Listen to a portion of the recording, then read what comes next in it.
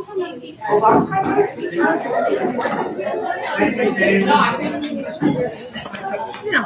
What have you? I have your thing. Record. Oh, it's the charger.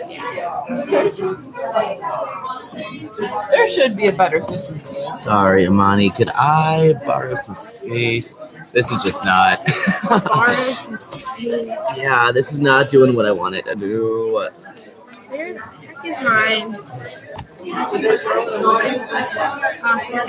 I would never let that happen. Are they getting impeached without people knowing? Oh, nope. They threw me away.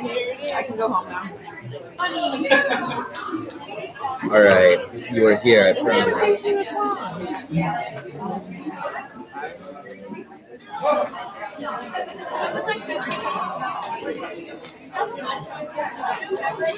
Huh. Did someone grab yours? Ah, this looks. Here it is. Oh! What's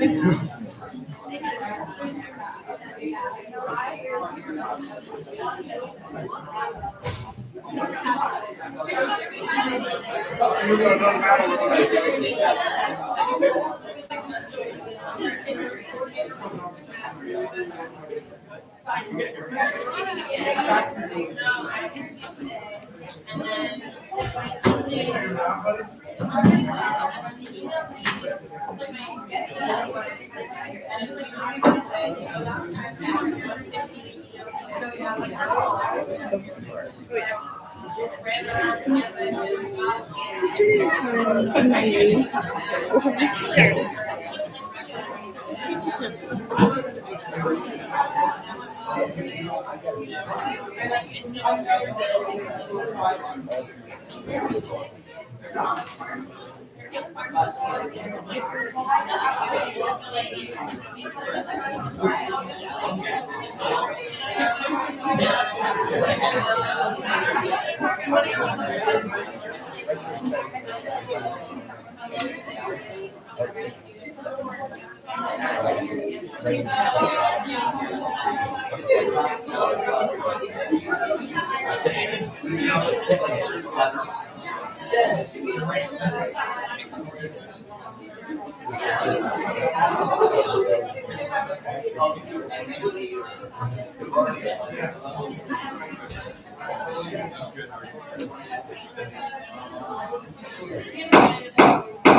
Calling the meeting to order. We will first start with student speak out. If there are any students here to speak out this evening, I would ask that you speak for 3 minutes. You state your name, your major, your place of residency, and if you're not a student, please say your community member. Is there any students to speak out this evening? Yes. Hi, it's Walsh. You state that, like everyone. Hi, my name is Walsh. I'm a junior studying political science. I live off campus.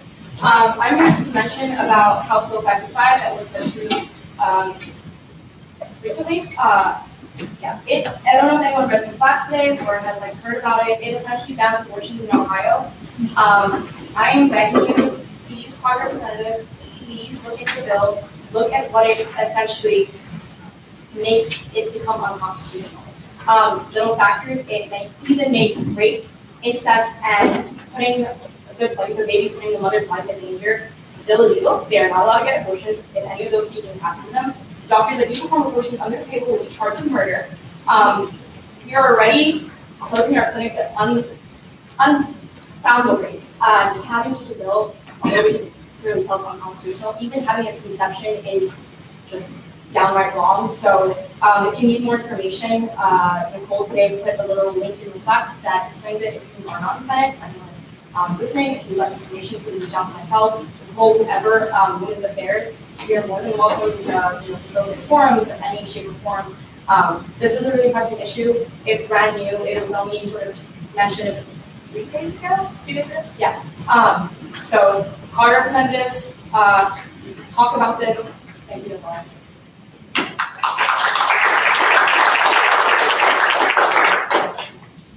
Any other students here to speak out? Yes.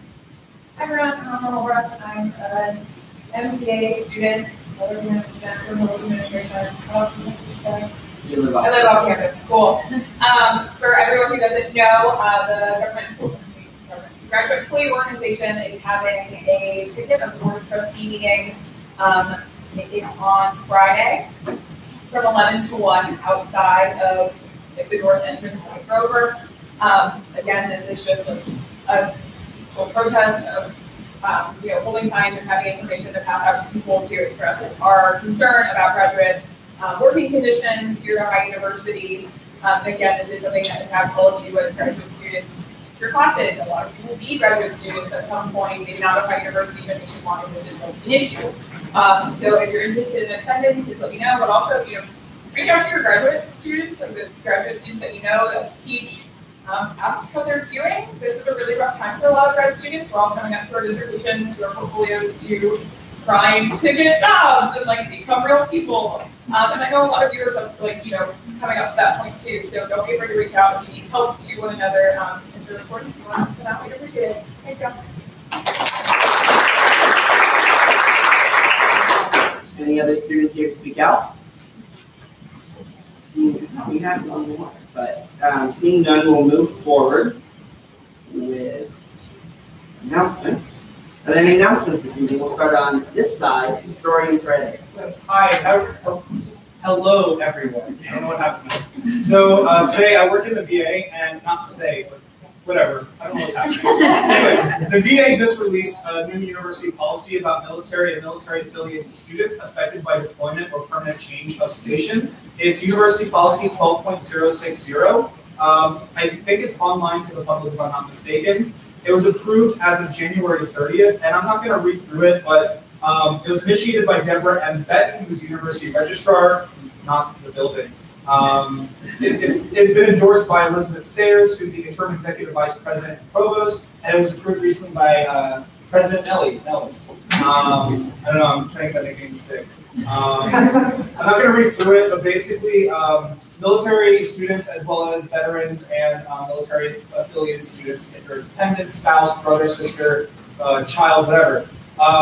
Basically what it does is that if a student has to be deployed, or if your family member that's not of Ohio University has to change their station and you're moving, the university is accommodating those families and veterans by allowing them to withdraw with complete tuition refund, as well as you'd be something with Title 4, Title 6, something like that, where you can withdraw without any further issues from the university. So I thought it was just a cool thing to share, because I'm a military dependent under my father, and I know we have a lot of military students on campus, and I think it's a very important thing that the university is doing to accommodate those families. Nick, I have a question. Yeah. Is the student senate a reviewer on that policy? Does it say at the bottom of the policy? Pull it up. Any other announcements? And yes, Senator Feeney. Hi all. So Monday and Tuesday, I was given the opportunity to attend a conference in DC called NAFSA. It's for higher education. Specifically, we were focusing on international education. So I just wanted to talk about it really briefly because it was a really, really insightful conference. And I think given how, when we are international students and are in school, I thought I'd just mention what we kind of talked about.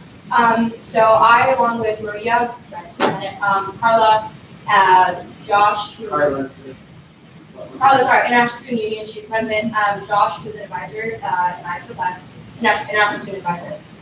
So our two main goals for the conference were to lobby Congress, specifically our states. So we met with Portman, Brown, and Stivers. Portman,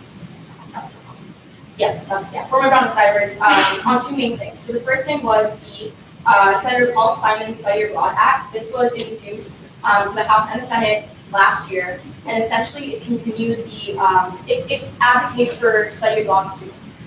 So basically, sorry, I'm not my phone, but it has 4 goals: increase the number of U.S. college students studying abroad to credit 1 million students annually, ensure the study abroad reflects the U.S. graduate population, expand the locations to non-traditional locations, so not just Europe, but to corners of the world that anyone would have, no one would ever have the chance to and make it an integral part of U.S. higher education. The reason we're advocating so highly for it is only 2% of students will study abroad nationally, only 10% of students will study abroad by the end of their 4-year degree. Statistics show that if you study abroad, you're more likely to graduate with a degree, more likely to graduate with a higher GPA, and obviously attain a higher job profile. And so we kind of advocate for that. And the second goal we had was to continue to make international students a high priority.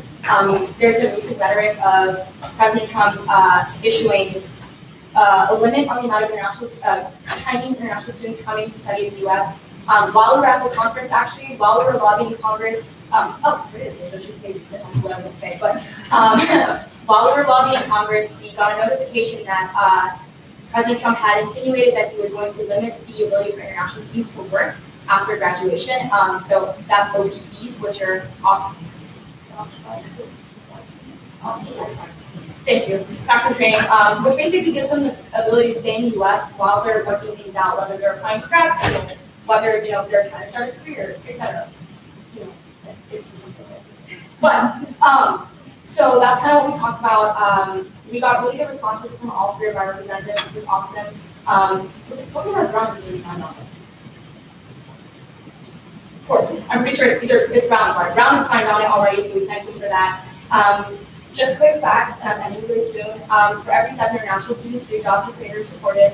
Athens, particularly, $1.2 billion based on international students. They support over 560 jobs.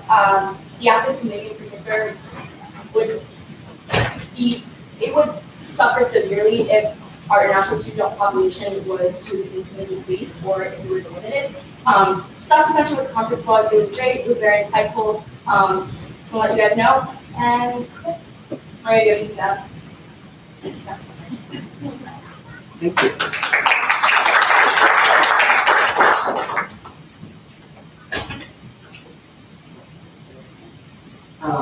Any other announcements this evening? Yes, Commissioner Clear. So I announced in the Slack prior to spring break that semesterly funding applications are now open.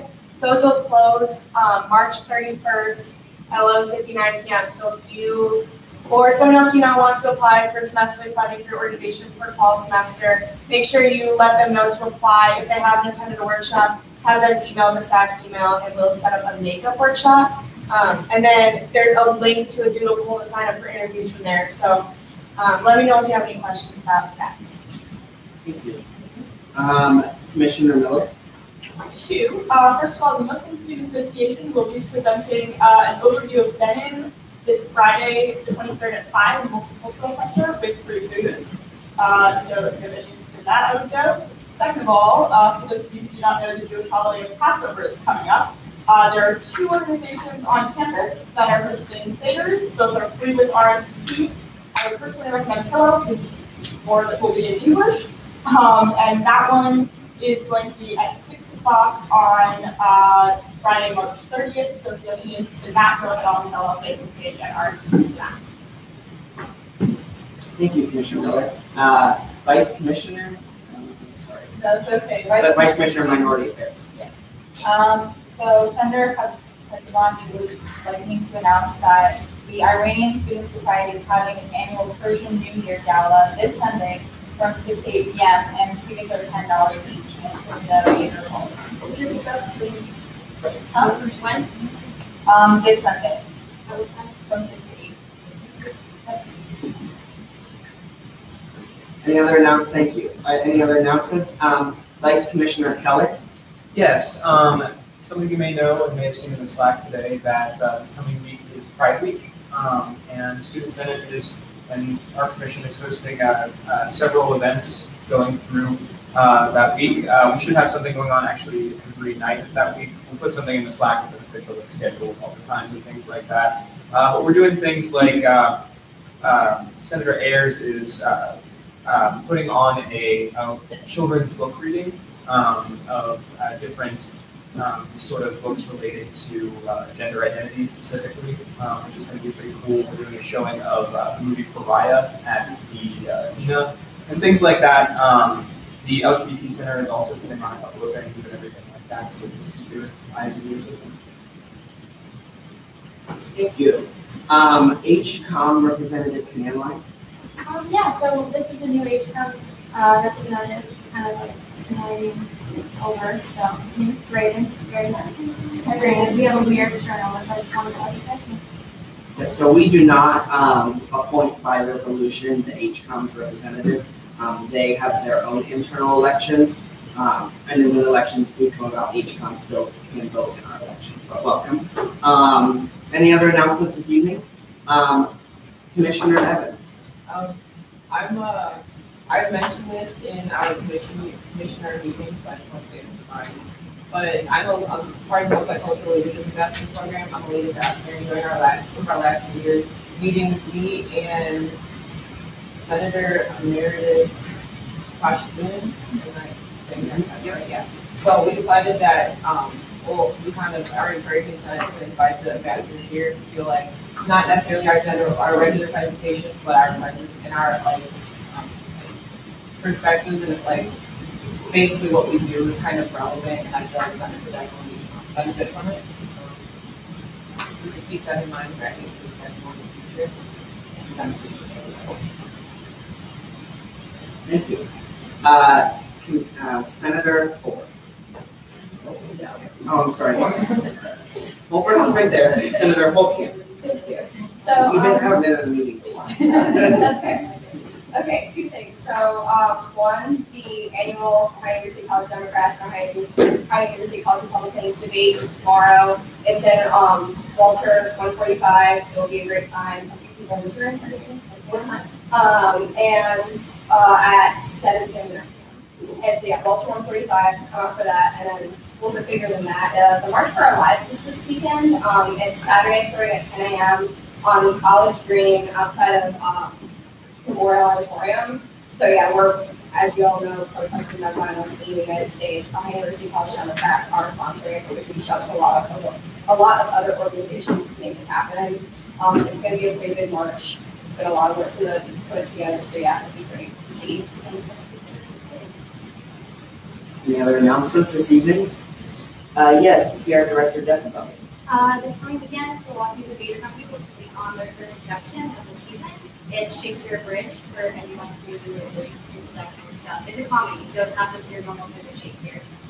It'll be this Saturday at 8 p.m. in Baker Theater or on Sunday at 2 p.m. in Baker Theater, and tickets are $5. Thank you.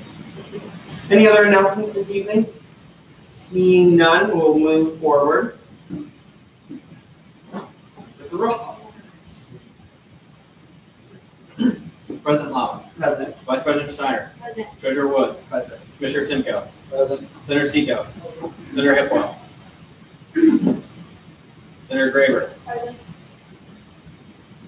Senator Owens. Proxy. Senator Rises. Senator Torno. Present. Senator DeVille, proxy. Senator Holbrook. Senator Madison. Present. Senator Danline. Present. Commissioner Evans. Present. Senator Jones. Senator Ashley. Proxy. Commissioner Rama. Present. Commissioner Mamone. Present. Commissioner Okugu. Proxy. Senator Hartman. Present. Senator Ring. Present. Senator Smith. Commissioner Schnuck. Proxy. Senator Ayers. Senator Neff. Commissioner Miller. Present. Senator Hashbandi. Proxy. Senator Zimmerman. Senator Soto Diaz. Present. Commissioner Freight. Senator Myrich. Present. Senator Hardy. Proxy. Senator Baker. Present. Senator Adams. Senator Kemper. Commissioner Fillinger. Present. Commissioner Lundy Morris. Present. Senator Sloat. Present. Senator Jackson. Senator Jones. Senator Holtkamp. Present. Senator Potts. Commissioner Harder.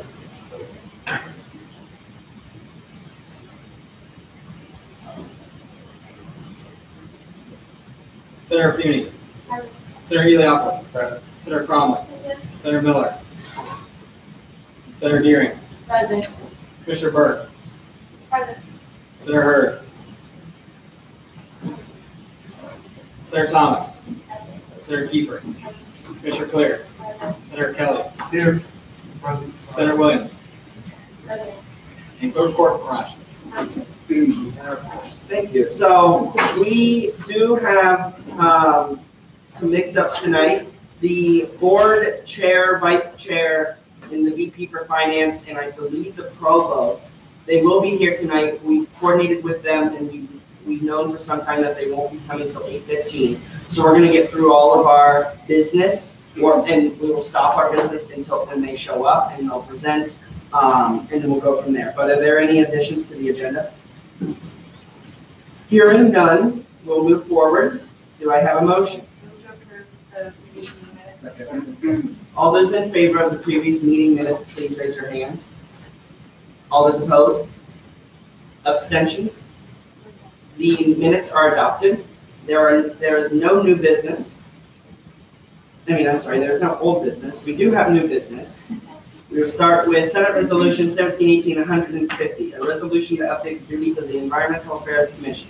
Whereas the judicial panel, primary sponsor, clerk of court, Mirage.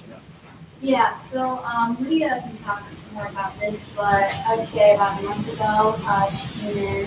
For those who don't know, every week Brad and my commissioners come in and talk to the panelists about their section of rules and procedures. If they have any questions for us, or if they're doing something and wants to be included. So she came in, and I guess the main point I took away was that the Environmental Affairs Commission is doing way more recently than we have when this section of rules was created. So she came in with some adjustments. So Are you then? I'm done. Sorry. You reserve it? Yes, I wrote that. Perfect. Commissioner Randall? Yeah, so I'm really excited about this resolution. Our commission has definitely encompassed much more in our commitments to this position. We included that this commission has to plan and sponsor that one summit, which has been a big period that last year. I'm really excited. So please stay tuned for that. Also to work with Office of Sustainability, have semester meetings, and also we also contact them, and also be a representative on CSEC, which is College Service Development Committee, as well as the environmental ecology on transportation committee. All those things, all good things. Secondary sponsor is Chief Justice Miller. He is not here this evening. Is there any discussion on this resolution? I do have a point. D in the Appendix A, I'm assuming that is new, correct? It's adding SAC, which is a track change that way. Is that a new addition? Okay, I thought so.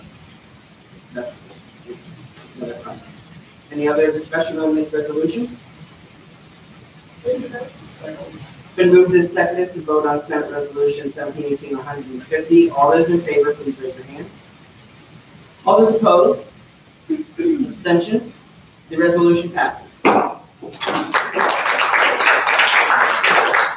Senate Resolution 1718-151, the resolution to update the duties of the Residence Life Commission. Whereas the judicial panel is tasked, primary sponsor, clerk of court, Mirage. Again, so I would say maybe a month and a half ago, she came in and talked to us about her section of the rules and procedures. Basically, it's just kind of outdated. You guys do a little bit more, you take some stuff out that they don't really follow anymore. Thank you. Commissioner Lundy Morris. So yeah, we added in about the green thunder with of their green I meet with regularly. I added that and we changed the names.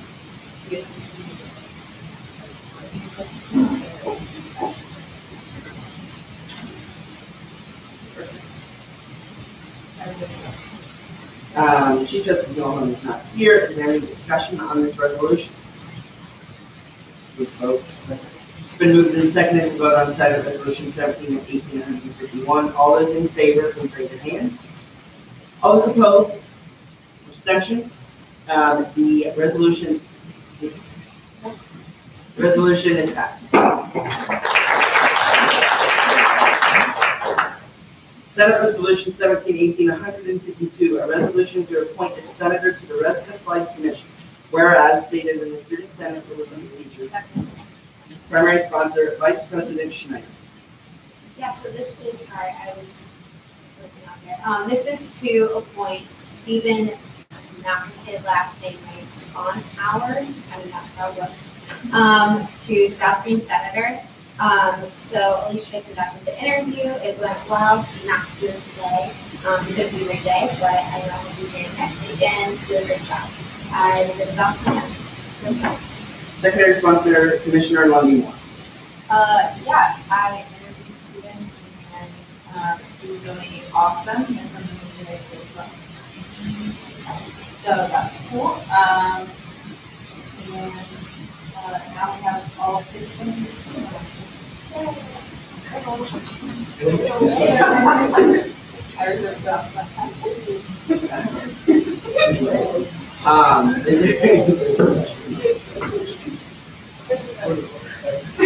It's been moved and seconded to vote on Senate Resolution 1718-152. All those in favor, please say aye. Raise your hand.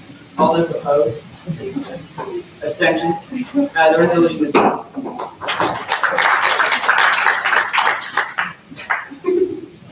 So we're going to move on to you'll be here in probably about 20-ish minutes, but that means you can get through before. Are there any commission reports? You have plenty of time, so we'll first start with Environmental Affairs Commissioner Rambo.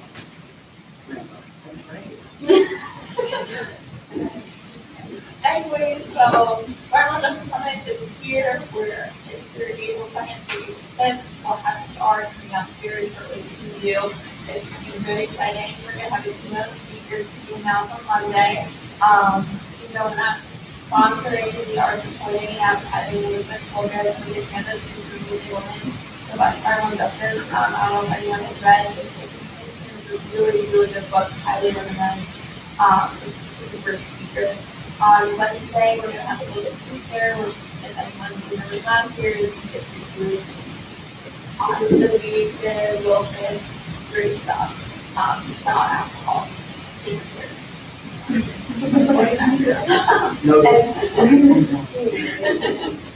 It was in agreement for 6 days really filmed, so we just have more environmental film and Thursday we're having a home.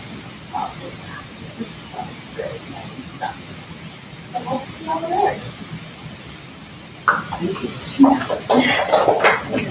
Yes, SAC Commissioner, please. Yeah, so like I said, we're in the process of having our first semesterly funding round go through. So if anyone has any questions about that, please let me or someone else on staff know. We're also running very low on funds, so this could be our last general body meeting this week. We have less than $10,000, or about $10,000, I think, in SLAC and fund combined. When Zach runs the numbers, you'll be able to see. But that means if you are planning an event that you need money for, now is the time to get it in, because we honestly probably won't have a general body meeting again. But this is a good thing. So there's a message. Yes, you can. SAC has never run out of money before, so this is very exciting. So our goal is to get rid of all of our money. So this is a really big deal. I've been on SAC for way so long, so I'm like, we ran out very. I remember you now. Okay, we've never run out this early in a semester. I remember you being like, so Right, this is student money, so like if it goes unused at the end of the year, it's kind of like $10,000 extra student money that we didn't use, which is kind of waste. So that's why we're really excited that we're about to be out. Yeah. It rolls over next year. So like we started defund 2 years ago with an extra $40,000. Yeah. Yes, Women's Affairs Commissioner Burke. Yeah, so TCAS is April 4th and 5th. So on April 4th, we're doing like a conference style from 3:30 to 7:15. There's 9 different conferences going on, ranging from Me Too movement. There's just like a right now, but I can give you guys all that information if you want. And then we have our keynote speaker, also April 4th at 7:30. And then right after that, there'll be a name burning ceremony. And then on the 5th, we're going to have a rally and march, which will start in the ball at 6:30. So I can give you guys more information as time goes on. Thank you. Any other commissions with report? Seeing none, we'll move forward to Senate committee reports. Are there any internal Senate? Are there any internal Senate committees that would like to give a report? Yes, Senator Emeritus and Senior Honors Chair Schlosser. Yeah, so thank you everybody who applied for Senator Emeritus and Senior Honors. The committee is going to be meeting shortly to go through and decide the district reports. If you have any feedback from individual topic, let me know. Thank you. I do have an update on the special committee on Senate reform. As you know, meeting right before spring break, we passed things, we failed things. But going forward, we're going, so we still have 6 weeks left, obviously. And we're still going to be looking at some R&D changes. So if anyone wants to be a member of the committee, I know we have some vacancies. So if you want to be a member, please approach me at the end of the meeting. There are some things that did fail that could be slipped into the R&D. So please reach out if you want to be on the show. Are there any other committee reports? Yeah, go ahead. Student Trustee Chair Schnecker. Selection Committee. Pardon me. Okay, go ahead. Yeah, so we sent all of the student trustee candidates to Columbus the Friday before spring break, the Friday going into spring break. And so we do not know who was chosen yet. We won't know until we check out. But just so everyone knows, we don't have. Any others? Yes. They do not do tables anymore, but we are putting a budget together to buy 8 tickets, and that will be up on the agenda for next week. Correct, we will not have Senate. We historically have not had Senate on the leadership government. So, as that was in my report, but because I brought it up, but we will have a budget next week for 8 tickets. And then people can go individually, and congrats if you got an award. You can see it later. But I know specifically, PR Director Sarah Duffo got this Outstanding Senior Leader Award, so congrats to her. And Senator.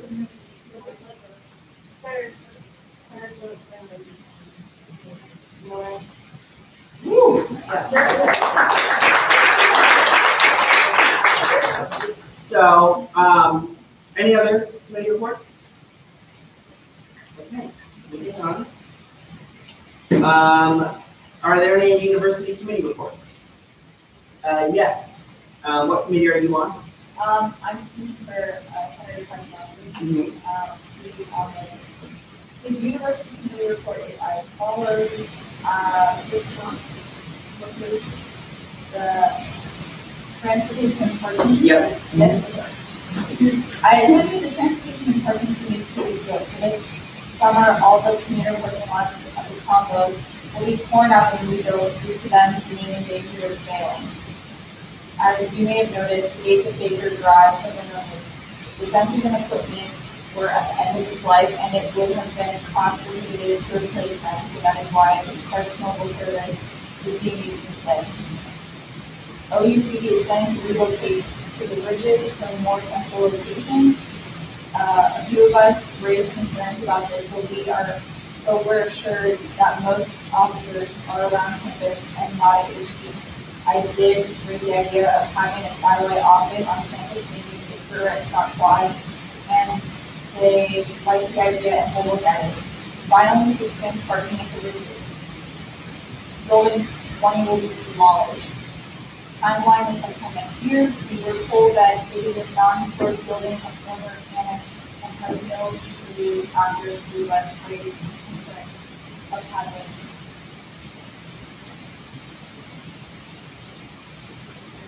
Having another building demolished originally, but the fact that it is a non-historic building did alleviate concerns in most members. Thank you, and Thank you. Any other? It's hard to be a proxy sometimes. Read off. Yes, Senator Affini, what committee are you on? Kennedy Yes, Legislators? sorry, not really much update. We're in the process of deciding the terms. Done it, so I will be updated. Or I will put it to sense that if you want to do it more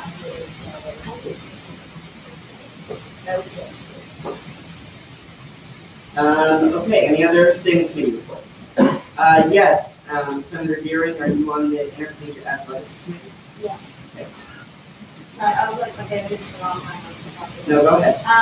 So we had our meeting at the beginning of March, and I discussed with you guys, I was really good to talk about it.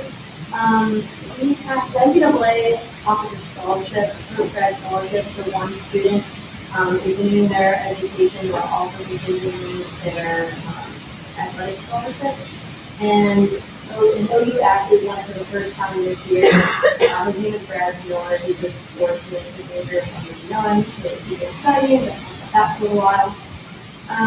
And then next week, in response to the legislature that we passed, I'm sure to run a meeting, and we're going to be talking all about how we can help athletics mental health policy and how we can be more proactive in this things that our staff have.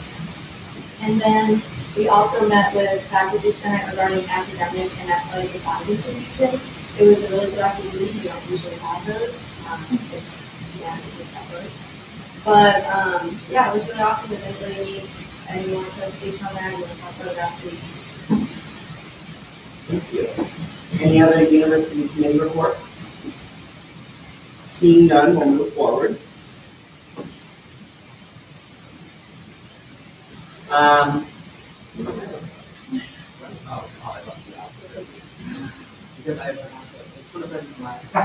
You weren't here anyway, I'll present myself. So I have a couple things. One, like I said, our presenters will be here fairly shortly, but once we get done with reports, I think it would be wise to kind of give some updates on how everyone's bills are doing. Since we're all in the same room, we don't really get a chance to talk about certain things. But anyway, jumping on, so constitutional changes. As you know, 2 weeks ago, we had our meeting and we did constitutional changes. The student body vote was on Thursday. Those passed. The intention was for them to be presented at the March board meeting tomorrow. But there was some miscommunication, and that's not happening. And we're not going to be presenting until June. So we're going to make the Constitution look all pretty. We'll have a great presentation. I hope you all will be able to come to the Southern campus to hear a presentation. I would much rather it be on the Athens campus for the students to actively engage in our Bill of Rights section. But everything happens for a reason. So that's that. But I'll send out the up-to-date version to everyone once the committee has done the tweakings to make it look nice. Additionally, transition documents, because we are nearing the end of our terms, we will need to start thinking of planning for next year. This is a good time to also segue into elections. So as you probably know, elections are in full swing. Even though there is an uncontested ticket, I would still request that election rules still stand in the office, and that everyone should be mindful, because people can still run as independents potentially and be write-ins. So be mindful of that, but congratulations to our first time in. I can check with the host later, but I think it's fairly significant that it's an unopposed campaign. So that's that. But remember, the point was transition documents. You'll be getting those from from Zach, if you're on SAC, John will be giving to staff, and Nicole will be giving out to commissioners, and then each commissioner kind of like doing their own thing for those to make it smooth sailing. The executives have not discussed what will happen if you all do not do your transition documents, but will be severe punishment. But something will, yeah, you'll get 10 points. Yes. For everyone who hasn't been through like transitions here in Senate, as someone who's watched a lot of organizations ebb and flow over the past 5 years, transition reports are your best friend. Think about the first time you came into a position where you had no idea what you were doing, and how horrible that felt, and how you really had to like build everything from the ground up. You don't want to put another person in that same position. You want them to help continue making your commission awesome, and like continue the awesome work that you've done. So don't just like, you shouldn't have to have points to be like, I have to do this thing. Just remember how you felt, and remember that you built this and you want it to stay stable. So just keep that in mind when you're writing it. I think we can say preliminarily, if asked by Senate members, the execs, and maybe even potentially the advisors might not give like a letter of recommendation or something like that. That's something we'll talk about. But moving on, thank you for that, Senator Holbrook. Additionally, finish the semester strong, both academically and Senate-wise. We can still get bills in, we can still get things passed. We can still create plans for what you all would like to see happen in the future. Senate does things a lot from year to year, but we can still do things to say what's important to us as members of the student body, even if we are graduating. So if there's some things that you do want to see happen, still get a bill. I'm creating a document for like a year in review of what we've done and kind of and I'll be meeting with commissioners along with Nicole about really what are some other, we know things take time in Senate. We know the university is a very big bureaucracy, so how can we establish timelines to do things for the next year so people that come in Senate next year can really have good things to jump on and work on and get them achieved, because at the end of the day, graduates or not, we're still broadcast. Additionally, senior toast. So the Student Senate Alumni Society, a fantastic organization of former Senate members. Their annual meeting is this Saturday from like 1 to 7, but between 5 and 7 is their reception and senior toast to the 33 graduating Senate members. And not all of you not every voting member is a senior, of course, but I sent the names of all the seniors to the president of the Alumni Society, and they are personalizing champagne flutes for everyone, and it will be a time to reflect on everyone's year of service and things like that. So I highly recommend you come. The RSVP time did expire, but that's fine because I sent in everyone's names, and there are 33 people, and if you show up, you show up. What's that? It is Saturday at 5. So I would be, it's in Concord, yeah. Concord Alumni Center. You can come to that event right after the March for Our Lives. And if you're participating in other activities, I would ask that you would be respectful if you did come to see the coast. Additionally, on to that, we still have Senate merchandise. The store is still open. I'll send the link again. That's that.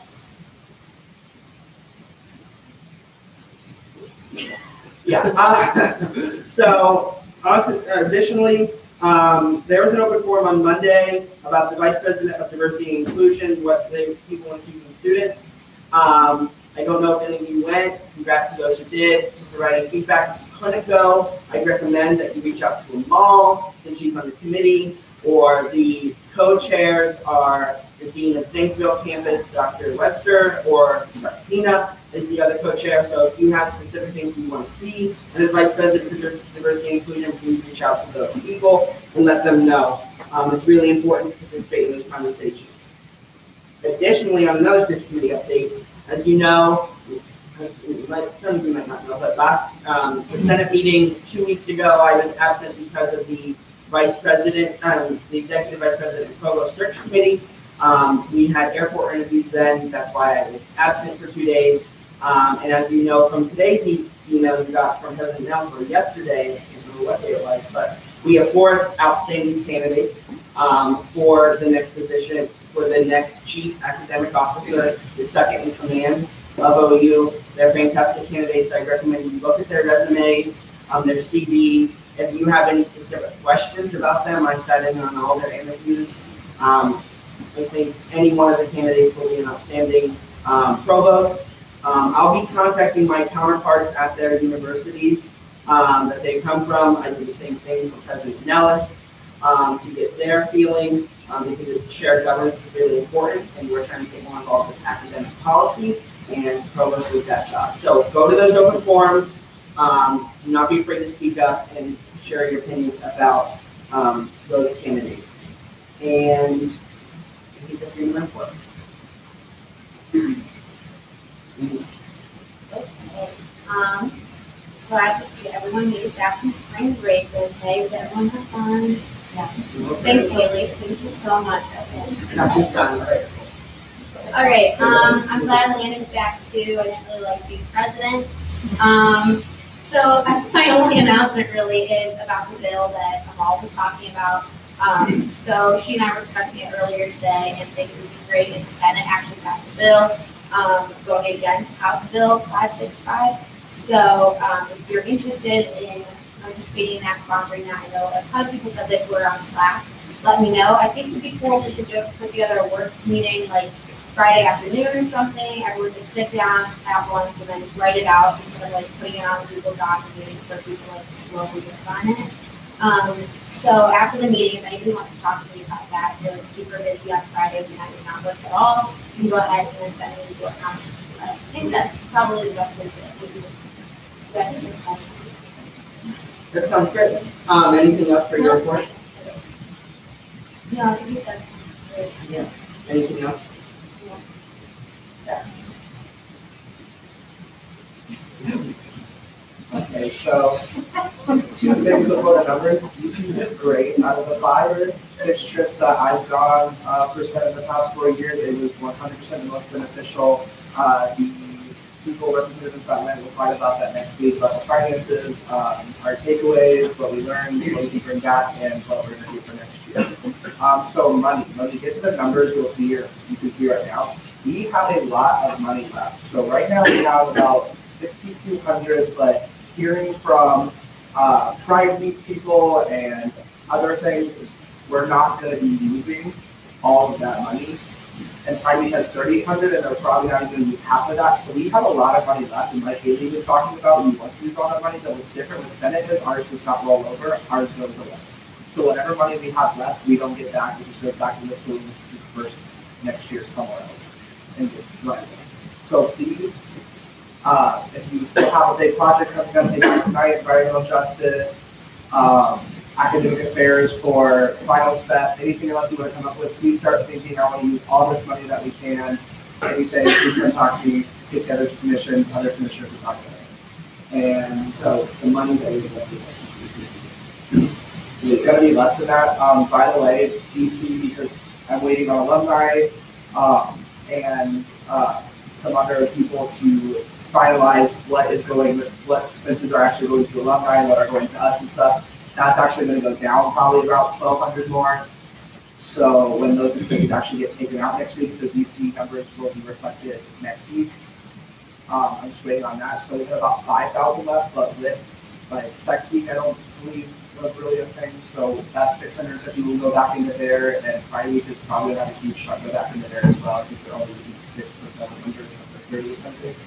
So we have a lot of money that we need to get there. So that's money we have to get there. Senate total right now we have $21,873.29 and allocated but not yet spent. We have $15,575.80 not allocated nor spent. We have $6,297.49. Exact total we have $10,216.04. In spot we have $1,246.17, and in defund we have $8,969.17. $58.80. Those numbers are good. I did ask them right off.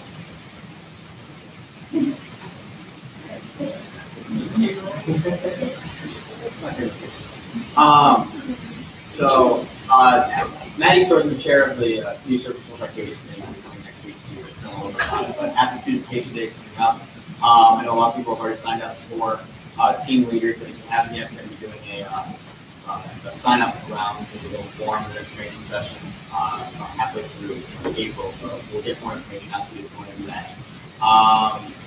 The staff already have their transition reports, so that's all I really have.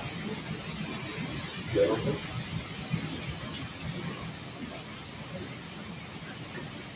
Oh, yeah, okay, so Zach talked about, if you guys have like any positive commissioner expectations for me, like, in the past, like, posters or things, maybe let us know, for example, staff notes, if you do all the negotiation and stuff. Also, like I said, go back to the office and schedule it great again, but please just keep it clean. And if you need anything to deposit, let me know, because we kind of reorganize it and some stuff that, like, so that's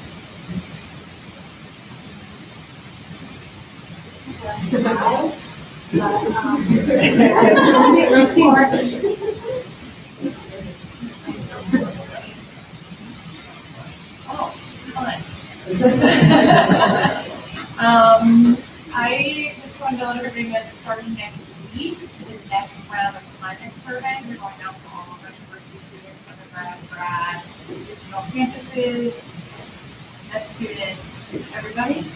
So people who were here 2 years ago remember the sexual assault climate survey that we did. You might not remember this part, but we didn't really get a great response rate. We only had about 6% response rate. But we have revamped the survey, we cut a lot of stuff out so we can faster and easier to take. And we're not actually telling all the students this because it doesn't really matter, but there's 2 different climate surveys that are different. So we're splitting the population in half. Half the population is getting a sexual assault climate survey, and the other half of the population is getting a broader climate survey that has sexual harassment and sexual assault, but also talks about racism, sexism, and homophobia climate. So it's really, really, really important that we some media, social media, get the word out. The bad part about this, in order to keep it confidential, is that it has to be an individual link into your email. So it's not like you can send it out on social media and be like, hey, take this link, let's take your survey. So people have to take it from their emails, and I know that people don't leave their emails from my university. So we're going to try really hard to get the word out. We're calling it a climate check-in. Speaking about a climate check-in. And after people take the survey, you have the first 4,000 people, and that's what we want, at least that many people, will get like an OG Josh key, where it's in the form of like a fruit infusion water bottle, a stainless steel cup, the division of student affairs, basically on all these things. So once you fill out your survey, you will have like a little coupon that you can take to the 4th floor desk at the Maker Center, they scan your ID, and you get free vouchers. So it's like free stuff, and then you can get your free stuff and be like, I took my survey, and try to get other people to take the survey. On the regional campuses, for our regional campus folks, I think they're gonna, in their survey, it's gonna tell them where they can pick up their shopping. So it's individualized based on their campus. Any questions about that? On the survey check-ins? Yeah. why did you decide this for one thing? Well, we didn't want to, because we're really trying to get a good return, and we didn't want to like do one that's just sexual assault and then do another one that is racism and sexism and homophobia, right? And we wanted to keep ours because we want longitudinal data, but we still wanted the other information that we didn't have. And from a data sampling perspective, splitting the population in half is only stratified data. You still don't get half the data. That makes sense. Thank you. Yeah. That means that it's an opportunity for people to get like some money. There isn't, and the reason we're doing that is we don't want to double count, because both surveys ask about sexual assault, so we don't want to double count that. So at this time we're not. But this will be the first time we've done a climate survey data for sexual assault. The last one I remember we did in 1996, which is how we started out. So it's been a really, really, really long time since we've done a conference like that. So it's going to be really important for people to fill this out and tell us about their experiences. So I'm going to check in, look for an email next week. How you can promote it? We're using the hashtag take the survey. So I think if you're like, take the survey, like took the survey, like that would be really helpful. And then I also think like just talking about it in all your student organizations, saying like when the email comes in, because so many people are gonna just, you're gonna delete it. I don't have an email to forget, I don't know about it. But when you recognize the email in your own account, you could talk it up about with other people, on your works that you're really helpful.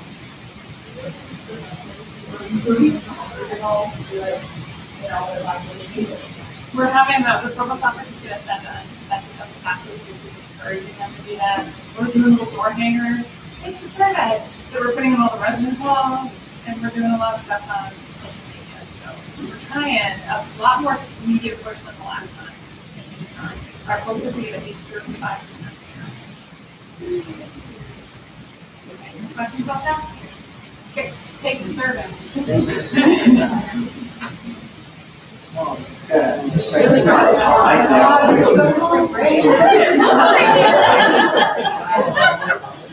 All right, everybody. So we're at like what, week 10, week 11, stuff's wrapping up. I really want to emphasize transitions, especially the commissioners. Please start to think about what it is you want your. I didn't get something. Just remember this is the legacy that you're leaving and the impact that you make on this campus and also in this body is kind of, that's a product of your transition report. That is the last thing that you're going to leave when you're transitioning into your role before you either graduate or move on. So please just take that into consideration because it does, like Eleanor said, really, really, really affect the success and also just the impact of this organization. Other than that, please stay strong. It's almost done. If you're planning events, stay on top of that. Get your purchases in. Meet with both Zach and I in regards to attempting to get stuff you need for your events that are coming up. Primarily go to Zach first. If you reach him, please come to me. If you need to bounce any ideas, if you need to look at pricing, Bobcat Buy also come to me for that because I have access to that and be happy to help you all with that. Do you have any purchases for us week on the pod? Was it my fault? Nothing bad happened, don't worry. Just to clarify. But I was made aware that I don't have actual time to yield. It's not assistant because I'm on for that one. But I do have someone who I'm going to speak to you all before this is here. Hi guys. My name's Gigi, and I'm with this company, Quiet Yerba Mate. Has anyone ever heard of us before? We've been all around the office. Yeah. We take your word this week. That's a really good word. Yeah, so for those of you who haven't heard our spiel yet, we work to share yerba mate with people like yourselves. And yerba mate is this amazing captivated tree that grows in the wild down in South America. In countries like Argentina, Brazil, Paraguay. It has about the strength of coffee, but it's a little more nutritious. It's a little bit vitamins and minerals. Also theobromine, which is the thing found in cacao that makes you work. Yeah, we're about to be sold on campus, actually in Baker, as well as in the different markets. And the thing that's really cool about our company and what seems to really resonate with the student body here, which is very inspiring to me and to all of us, is that we are all about sustainability and regenerative farming back in South America. When our founders started the company 22 years ago, there was one Argentinian guy and one guy from California. They went down to Argentina to source mate to bring it up to the United States. And when they were down there, they realized that there was this crazy deforestation happening at the time. And since they were down there 22 years ago, now, along the Atlantic coast of South America, only 5% of trees remain standing. 5%. And a lot of people don't know about that. A big reason is because big companies and corporations come in, they deforest the land to make profit, and totally exploit all the communities and ecosystems that exist there. But what our founders realized after working with indigenous groups and talking to local farming communities is that mate actually grows only naturally within the rainforest.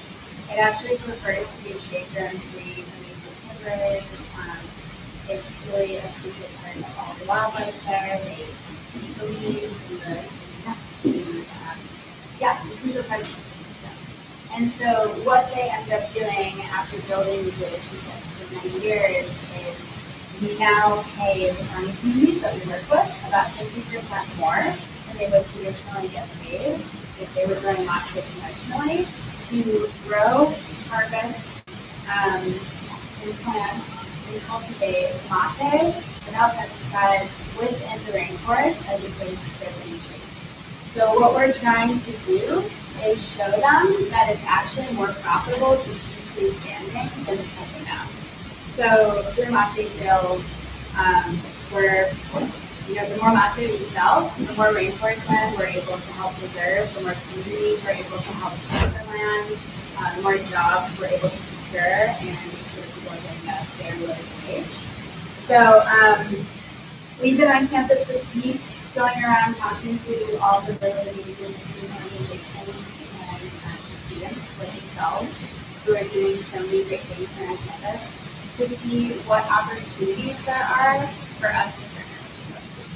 Whether it's an event you guys have and you want some products to hand out to people, maybe you have a class that you are looking for guest lecturers to talk about sustainable business practices, or maybe you're just looking for an internship, such as our ambassador program, which uses Slack.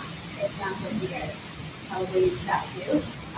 But yeah, we use Slack and get you hooked up with products and gear to share mate and our mission and business model in your communities on campus.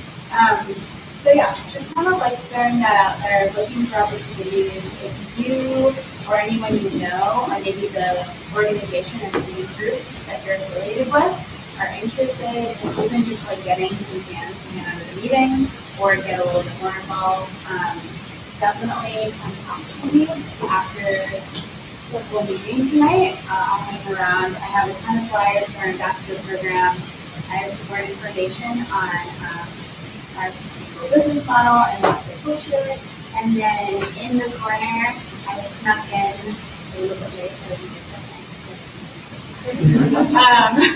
but I brought a bunch of samples, so definitely please grab one. I will repeat, it is caffeinated, so maybe don't drink it tonight unless you have to stay up all night and study. But it is caffeinated, so grab one, try it later. And if you're interested in getting involved in partnering with us or want to talk about the investor program, definitely come to me after.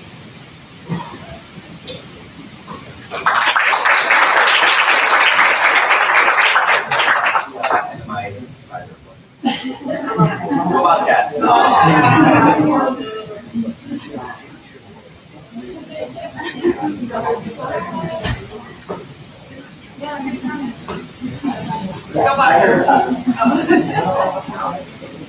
So our next presenters, for the first time in a very long time, we have the chair and the vice chair of the Board of Trustees. Jeanette King is the chair, and Dr. David Shaw is the vice chair. And we're also joined by the secretary of the board, David Moore, and our interim vice president and provost, Dr. Sayers, and you all know Dr. Sayers. So, take it away. Great. Well, thank you for having us. During my time on the board, it's been almost 8 years now, I think this is the first time that the board leadership was invited to be with you. So thank you to be presented. We, appear in front of faculty senate and go to some other meetings. So this was a really great idea. We are happy to be here and possibly start a tradition and a direct dialogue. I just wanted to say a few opening remarks, and then hopefully we can have some dialogue, you might have some questions, you can, go back and forth. So we won't take too long in our opening remarks, but just wanted to introduce ourselves and say a little bit about the role of the Board of Trustees and what we do and what we don't do. Certainly when I was a college student, I didn't fully understand what the board role was, how the board interacted with the president, the administration, who does what. And so we'll talk about that a little bit, and if you have any other questions about that, we're happy to answer. So first of all, I want to say thank you for your service.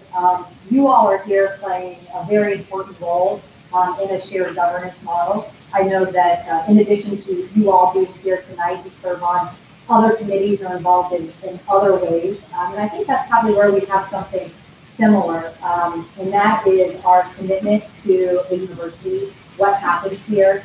The Board of Trustees is made up of 9 gubernatorial appointments, and therefore a total of 9 years. So it's a big commitment, and one that when you accept, you take seriously, because it's a volunteer position. And so my feeling is the Board of Trustees, and they are there and in it for exactly the right reason. So in addition to the gubernatorial appointees, we have national trustees that are alumni. Our 2 national trustees happen to be from California, so they are flying in from across the country to be here. And then, as you know, we have 2 student trustees. And so that is that. In addition, we also have an alumni. The president of the alumni board also sits with us on the Board of Trustees. So, like you, it's folks who give their time and, kind of take on the hard issues. A little bit about myself. So I am the board chair, actually my last year, served on the Board of Trustees. And I grew up in the area. I grew up actually outside of Marietta, so kind of grew up around the university, lots of my family attending the university. And so was honored when I was asked to be part of the board, just because I guess I come from it, one, not only valuing higher education and what happens here, but also valuing what this university means to this region, and it's really significant. The contributions that you all, the students, that the faculty, that just the whole community makes to the region is incredible, and that's one of the reasons I certainly want to give my time to the success of this university. A little bit about my background, and happy to talk a little bit about the past 11 years. I have a career in public policy, in government, and worked previously in the district administration. And so I did some higher ed policy. I also worked for Governor Strickland, who was a member of Congress and represented this area in Congress, and so worked a lot with the university professionally, both at the federal level on Capitol Hill and also at the state level in the governor's office. And so finally, just a little bit about the role of a board member on the Board of Trustees is that we don't run the day-to-day of the university, as you come here. We are a governing board that does have a very important job of hiring the president, essentially, be the boss of the president, if you will. But the day-to-day happens through the administration, through the president and his cabinet. And so we meet every couple of months, and we meet for 2 days, committee meetings on Thursday, the larger board meeting usually on Friday. Most of those meetings do happen here in Athens, but we also try to go to at least one regional campus a year, so that we are making sure that we're out and interacting with different constituencies. So you'll see all of our agendas are public. You'll see the types of things that we vote on tend to be larger strategic things. Again, not so much the day-to-day, but things like larger academic decisions, larger resources decisions, larger strategic decisions, and those are the kind of things that we spend our time on, as the board, and then the implementation really falls to the board president and the administration. So with that, I just want to say thank you for everything that you do that comes to us. And so I'm thinking of things like the budget planning committee that you spend time on, like the free speech involvement that you all are in. those processes and the fact that you're willing to give your time and be involved along with faculty members and others, all of that is very beneficial to us. And you'll hear board members say, has Student Senate taken a position? Was anyone from Student Senate or were students represented on this committee where we're getting the recommendation? And so that's really important to us, and we often ask those things. So by you all giving your input into a lot of those committees, I hope you feel like it's meaningful, because we certainly do feel like it's meaningful, because again, we want to know where the different constituencies are, and certainly, your voice is, right there among the top, and quite frankly, I think why most of us are serving on the board is because what happens to students during higher education, the transformation that hopefully you are experiencing, the opportunities that they're going to get from this university. So with that, Dave, I'll turn it over to you, and you can say a few words about your service. I will. Thanks, Gina. Yeah, I'd like to also echo Gina's comments about your role in helping guide the board. But I'd start with Landon. I think it's been remarkable to watch the leadership that he's provided to the university, and certainly to Student Senate. He's been a real professional in terms of his way of approaching conversations and dialogue. Not afraid to be provocative, not afraid to speak his mind, but always has a sense that it's actually the collective mind that he's representing to the best of his ability. And so I've always admired the past year of watching you serve and develop, and I've learned a lot actually by the interaction. So thank you. I would extend that same thank you to all of you. I mean, you could be doing something else, right? I don't know where you'd be, but you're sitting here listening to a guy in a tie, and we debated whether we should put jeans on, and I really think we should have gone that route. But anyhow, it's a pleasure to be here and be part of the time together. I think from the standpoint, the structural component of the board is exactly how Janetta says it. It's a 9-year commitment. 9 years. I can remember hearing that and saying, "What do you ever do for 9 years?" But you don't really understand the process until like year 3 or 4.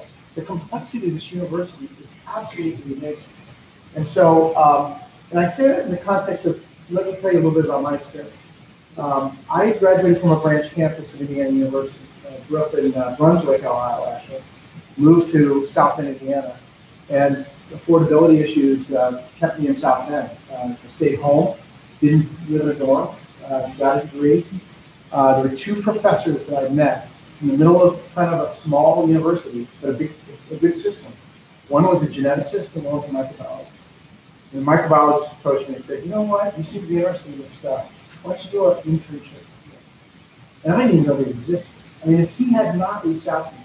So anyhow, fast forward to graduate from there, and I wanted to go pursue microbial genetics, PhD, actually a master's. I found Ohio University. There were 5 other schools. I decided on Ohio University for the same reason as faculty members. I bonded with when I was applying. I got in about a year and a half, and I said, "Hey, I'd like to switch this to a PhD program," and they allowed me to do that. So in 1981, at a time when biotechnology is just taken off, the people in Stanford are recombining DNA. And there's an opportunity for me to have a career that's not an academic career with a PhD, but one I can go into actually science, industry, maybe even think about a business opportunity. So I think I bring that up because I think about what we're tackling today with career, feed, and experiential. I don't know how you feel about it, but it was a game changer for me. It really gave me a focused effort. I could see myself in people that I admired, and I could actually see what they were doing for a living, and I could see a pathway to actually having a living. But it even got better than that, because after I left there after 2 years, Genentech, by the way, for those that are in the life sciences, Genentech was born as a startup company on the 5th floor, 1 floor above where we were doing our postdoctoral period. So I was in an environment where applied science, you actually could create something, you could innovate, you could patent stuff. And then I came here, and the university was interested in starting a business, and they offered me an opportunity to kind of join the director of research. So we slowly but surely chugged along, probably 5, 7 employees for about 10 years. And we finally had our first product yesterday. in 1995, things began to get a lot better. They began to look like a business. And so all of a sudden we go from 8 employees to 20 employees. And then we go from 20 to 80 employees. And then by the time 2010 came around, we were at $51 million of sales and 250 employees out on East State Street.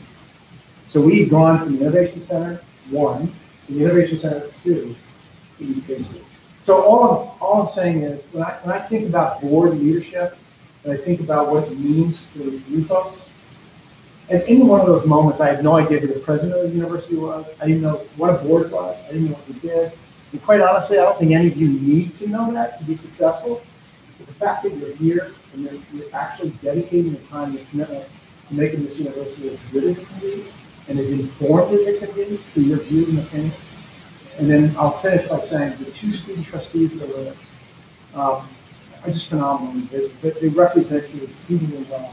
They represent the institution extremely well. They're honest. They're looking and weighing. They're never excused from anything. They're in our executive session. It's a really impressive relationship. And to get that voice of the student body is really, really compelling. And so one of the things that, as I become chair, I want more than 5 applicants for those positions. I can't believe the opportunity that's in front of this student body. And it's been this way for 5 or 6 years, where I think we advertise it, we don't compel people to step forward in this leadership role. It's a phenomenal opportunity. It's like the one that you have here in the Student Senate. So help me next year find candidates that you are extremely proud of instead of, and I'm not saying we wouldn't be proud of 5. It's just, why aren't there 50? So anyhow, I'll stop there. But it's because you're not wearing jeans. If you came in with jeans, you would be cooler to hang out with. Next year I'll do it with the jeans. But anyhow, thanks for your service. And Landon, it's been a real pleasure to work with you over the past year. And look forward to your successor building relations with that person. Are there any questions for the board? Yes, Commissioner. We need answers. I don't want questions. Sorry, I just have a question. My name's Hannah. You talked about the student trustees, and my question is, what are your thoughts on student trustee voting rights? I know that's something that's talked about a lot, but never had an opportunity to ask. Yeah, so I'll start and you can add. So it is talked about a lot, and I think you all know that, it's something the state's looking at, General Assembly and others. And so we've actually, as a board, we've researched and thought a lot about this, and even though, we're not, there's no vote imminent. And so here are some of the dynamics that are going on around this issue. And that is, the one I think is really, that I struggle with the most, and I think about the most, is some of the kind of conflict of interest situations that student trustees can be put in. And I'm not saying that they would be put in this, but I've also had conversations with student trustees throughout my years where even if they don't have voting rights right now, they were still approached by folks that, where they had, kind of hard conversations where you could see, potential, kind of conflicts of interest. And it's not this explicit, but, an example of having professors or faculty members, and again, having, proof of this, but, in reading the pros and cons, and you can see situations where, people who, are in authority maybe would be lobbying students, and that is complicated.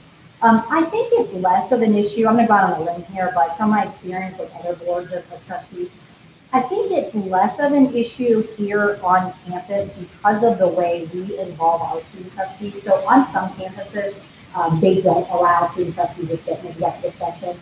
There are only certain places where student trustees can be a part of the conversation. That's the direct opposite. Here, they are in the executive session. They're in, all of those meetings where board members are present. They were in the conversations for the hiring of the president. I mean, very, very high level stuff. And not only are they there, we turned to them and asked, what's the student perspective? So I think for our university, it's very healthy, great relationship. And I think that's why, Dave gave the pitch of please consider, these positions because, we do rely on those trustees a lot to, provide, the student voice. Yeah, I won't repeat that because I agree 100% with it. What I will say is, if I were you, I'd monitor how many times the board asks the student trustee for input in the public involvement. If you were to count how many times we ask them for their input, that I think is a reflection of the culture of the board. And I think the culture is more important than the rules around who votes. And I think for all the reasons you cited, it's a conflict. It's complicated, and we don't want to put students in a bind like that where they're getting pressured. They need to be a student. They need to be a leader, and they are that. They're every bit of that in the current role they're in. We don't let national trustees vote either. Yeah. National trustees don't have a vote either. The faculty representatives, they don't have a vote either. But monitor how many times the chair or the chair of the committee asks for the input of the members of that. And, you know, that I think is an indicator of how much respect there is. And relative to inform the board, why would you not, if you're reasonably good at governance and shared governance, why would you want the student input? We're not on campus all the time. We're not on campus much of the time. They are. And quite honestly, when it comes down to what's the mission of this university, I think it's about changing lives and generally changing students' lives. We invoke a little bit of that conversation by the dialogue that we get with student trustees and the Senate president, and he represents you. So if I'd be more interested in a conversation that says, are we able to listen to each other effectively so that we can move issues forward productively, than I would sitting on a vote still. This is my kind of personal opinion. Any other questions? Yes, Senator Kelly. Hi, I'm Justin. I'm a freshman at the university. And Dr. Frost, where are you from? Cincinnati. Oh, from Mason. I was with Westchester. We're next door neighbor. Yeah. I had a question for you kind of about career service week because I was reading through the agenda, and by the way, whatever crazy agenda I met, that is a long time. That's you. That is amazing. And thank you for looking at it. I think that's so I just had a question for you, because you haven't mentioned what you just mentioned about career service week. Is I understand that the funds are going to the CEOs. Like being a business student, I see the college business how our careers center is specific to our major, and it's all a benefit of my life as a freshman. Has there ever been talk by the board for a career area in each college? Yes. So. No, go ahead. Go ahead. The answer is yes. If you read through that document, so let me take a step back. The board heard about this at its most recent meeting in January. It was a little bit of a new bit of information because the executive team was processing new capability from the state legislature that this was something they wanted to focus on. And so we were kind of all working together on a fast track. And we got Landon's letter of concern. And at that board meeting, I specifically mentioned that I wanted it in the public record that he had sent us a letter and we had to shoot it to the board. I think that's important. So relative to your question, the answer is yes. If you read through the documentation, it's a very creative, to me, it's a very creative way to look at the lifespan story over 3 specific stages across the campus. My only concern from a fiduciary is that achievable on such little money. Now, I know we have an infrastructure already. It's a very bold goal. It's laid out exquisitely well for all of us to read to see what the game plan and vision is for this. If we can pull this off, it won't just be business anymore. Arts and science will have access to it. When I was a biology major in arts and science, I was kind of secret payments, right? I mean, do I go to medical school? Do I go to dental school? Do I go to graduate school? What do I do? And quite frankly, there was 1 or 2 people that would give me guidance in that regard, and I didn't know if they knew any more than I did. And so that has to change. We need to be intentional about these kind of efforts. And I think my business experience tells me that sometimes the first shot doesn't work perfectly, but you take it, you learn from it, you iterate, and you change it around. And then I look and I say, oh, but what about the affordability? $17 times 2. All I can say is it will cost money. You should challenge us to make sure we make good on the best we can. But $144 for what I think you're going to get. If you were to do that to a private mechanism, it'd be 20 times, and they wouldn't care about you nearly as much. So that's my view on it. I think it's an effective, creative, innovative strategy. It's got to get paid for somehow. I think it's a reasonably effective way to mitigate the cost of it, and I think you'll get your money. That's what I hope. Yes. And I just want to clarify one thing, it doesn't all go to the CLBC. It's embedded positions in the colleges as well as central positions and some coordination so that there's conversation between the CLBC and the embedded colleges. And one of my favorite parts is that part of it is an assessment. So if it's not meeting the needs, we're going to know upfront so we can change what we're doing. So it's actually quite a different model than we were first talking about back in December. And Jason Pina, Dean Andy Lighty, and work together and talk to dozens and dozens of people over the past 6 weeks to try to come up with a model that would actually hit all of the students as best as we If could. you have some time tomorrow, there's a section during our joint committee meeting. Anybody's allowed to come. I'm really excited. I'm always excited, but I'm especially excited to hear this because I think this is a really hard thing to tackle. And I think it's important that four-year colleges four-year universities figure this out. Because not everybody's going to go down a business track where you're an accountant from day one. It doesn't work that way for everybody. And I think we really are going to commit to trying to help kind of a brick by brick, one by one basis to try and help. And so that's what we need to do for student success. What we have to do is figure out how to compensate for the additional cost, or else it's going to be destined to fail. And I think it's a reasonable balancing act. Let's see how it goes. But if you want to see an exciting presentation, I think the folks that are going to present this tomorrow put a lot of thought into it. I think it's going to be a great start. And I'd love to have you come and give me your thoughts afterwards. Maybe I'm wrong.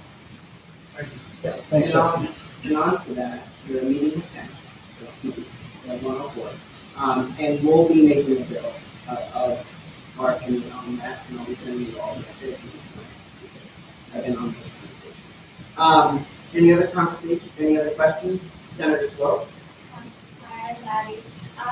So the freedom of expression policy specifically is medical is a way to have the conversation. I guess I'm just curious of what role.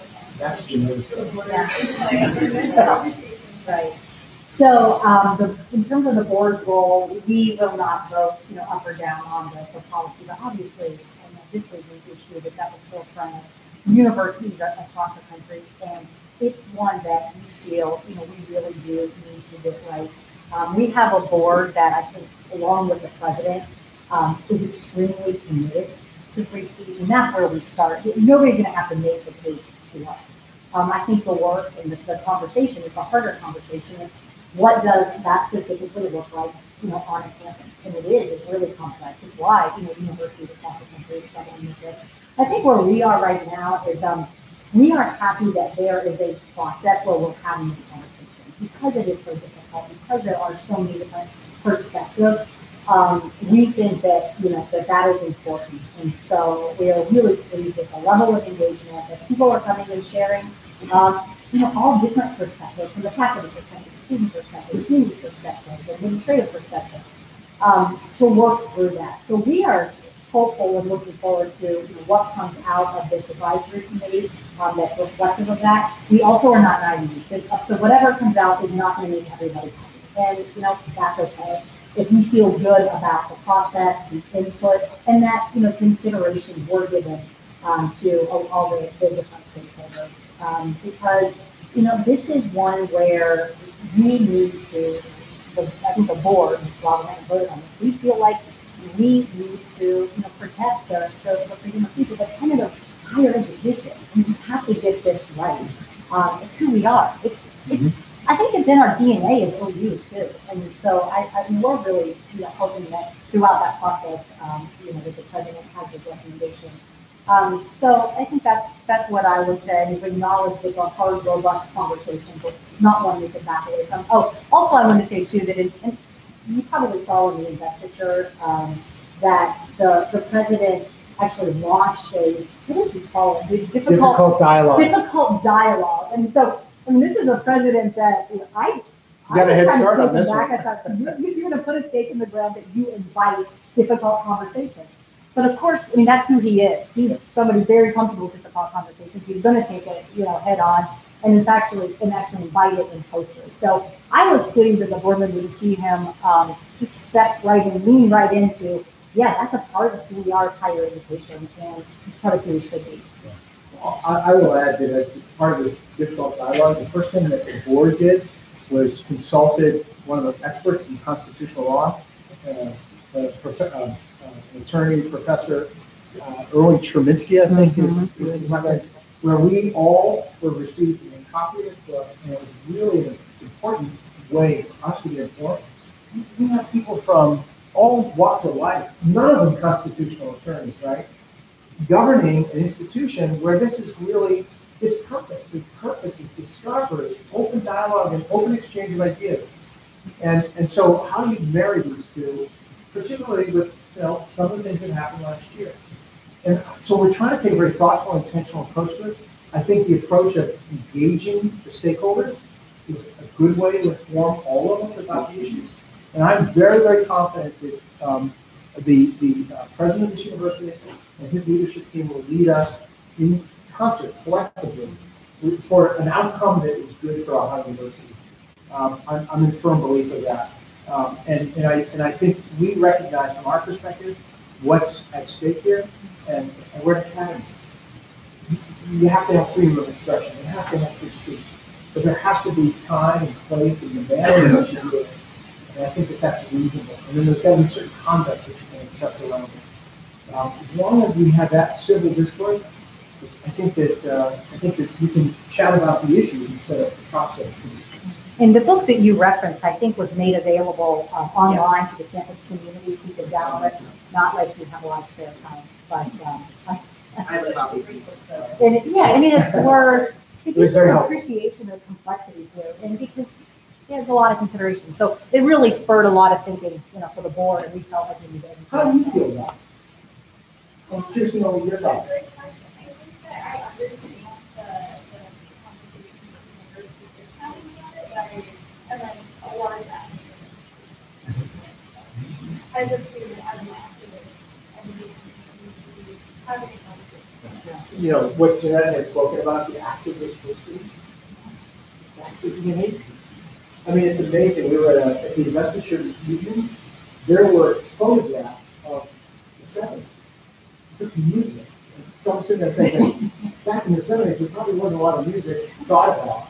But I think it was memorialized in a fashion that said, we are who we are. It's a very open place. And then I'll show you one other item, and that is when George Voinovich was a student here. He came back, after an illustrious career in government, was awarded, and his comment was one of his most memorable days was getting arrested here at Ohio University. And so I just share that with you that is a little bit of our legacy. But I think that there's got to be, there's got to be some orientation to how that's going to happen as best we can as a collective society here. And but I think the board understands, the Supreme Court has spoken about this. They have clearly made universities a very distinctive, unique place for free speech. It's different than any place else. We understand that. And on the other hand, I think that we've got to be worried about, safety and some of those other issues.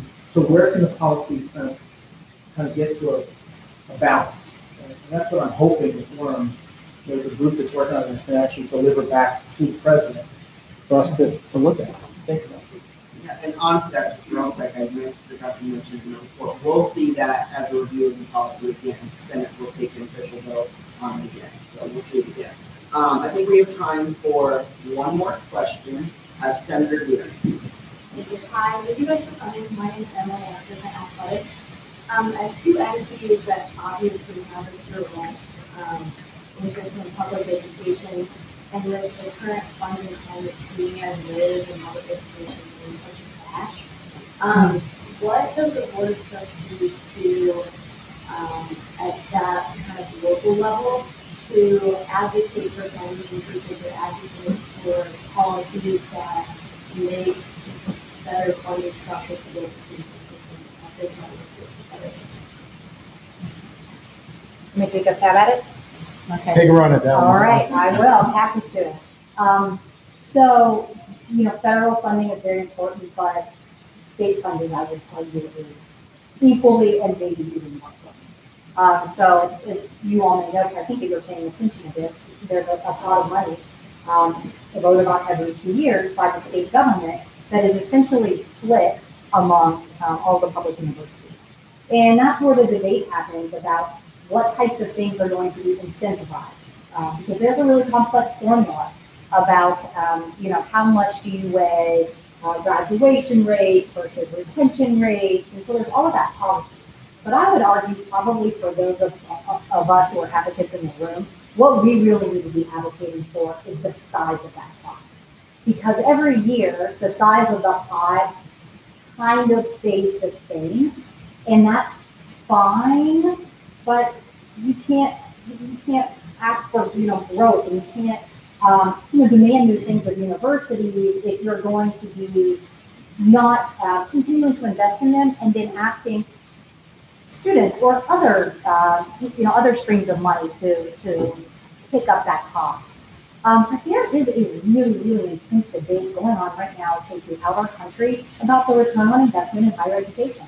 And we all have to be making that case because there's some really scary polling that has come out lately about, almost 50% of Americans don't see the value of higher education. I mean, something's going on culturally where those of us who know what happened in higher education institutions have to advocate to our state legislators. But then also, I would say wider than that. These state legislators are making decisions based on, how their constituents feel. And if they're not hearing from their constituents that, college affordability is really important to us and we need to do something, and it's got to be more than just squeezing universities and then raising tuition. We need more investments and make the case. So what we do, to your question, we are advocates. We have relationships, at the state house and with leaders federally that we certainly make that case to. We have someone employed by the university who represents us at the state house and federally, in addition to the president. But I would say, and that's just a drop in the bucket, the work that has to be done on this issue has to involve many voices, all of us. And the Board of Trustees is probably not the most compelling messenger on this, quite frankly. It's students, it's constituents, it's people who are saying we value higher education and we want you to invest in it. And I'll just put a little plug in too. Our state is not hurting anymore, and there are resources to be invested. So choices to be made. Choices to be made. So we're going to be competing with everybody else who's coming to the state and saying, invest in us as the state's coffers are growing. So we need to be right in there in the fight. So relative to that point, then I want to go in a different direction briefly. I was in Florida when Parkland happened, and I was absolutely stunned at how the students were the ones that made that legislation happen in Florida. That the students were the ones that went and talked to Trump, talked to the Washington policymakers. Don't forget that you are the voice. Just like you asked us about how you got it. And we said, we listened to you.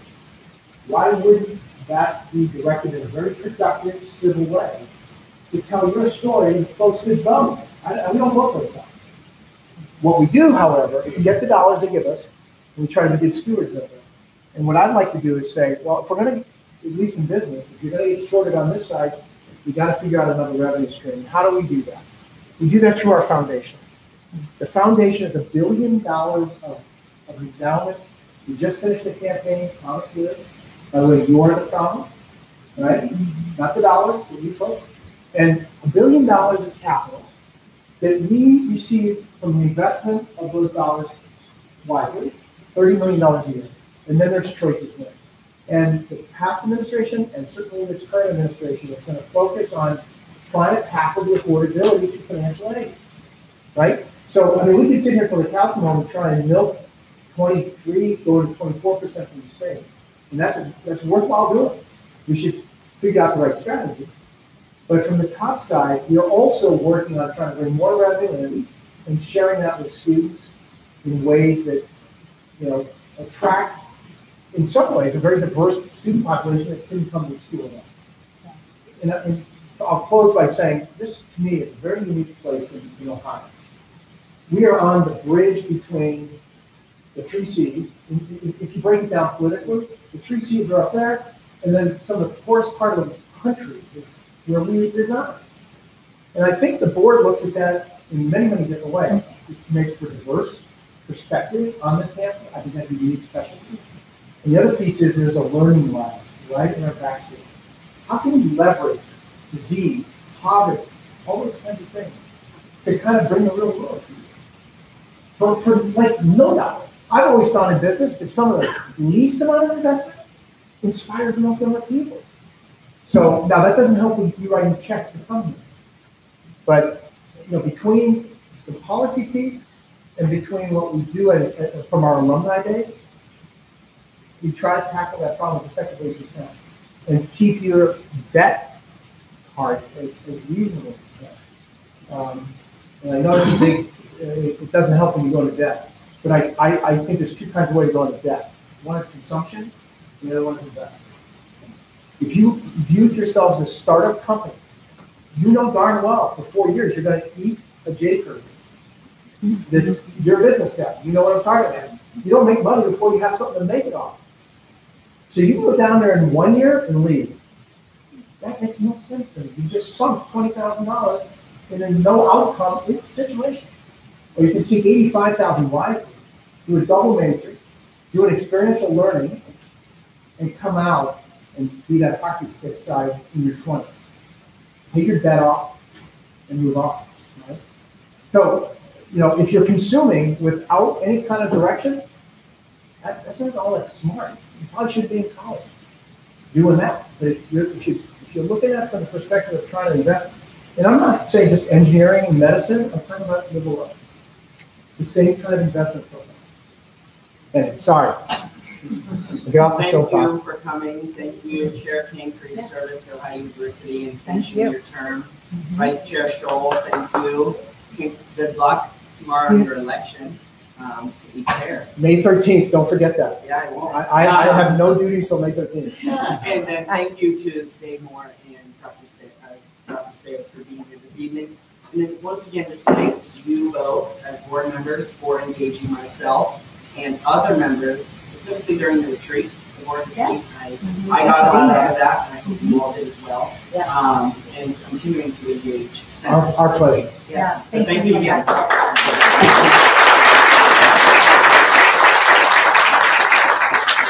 Moving on with our agenda, do I have a motion? Do I have a motion? All those in favor of adjournment? All those opposed? We are adjourned.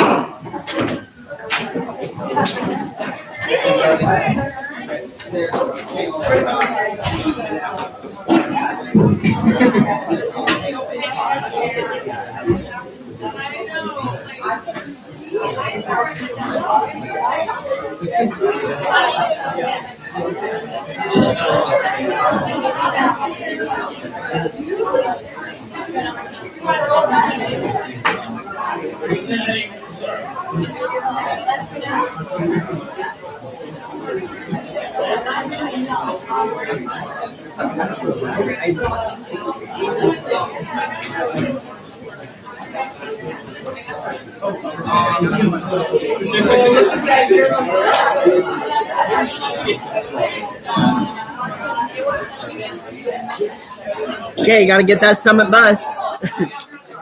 I drove.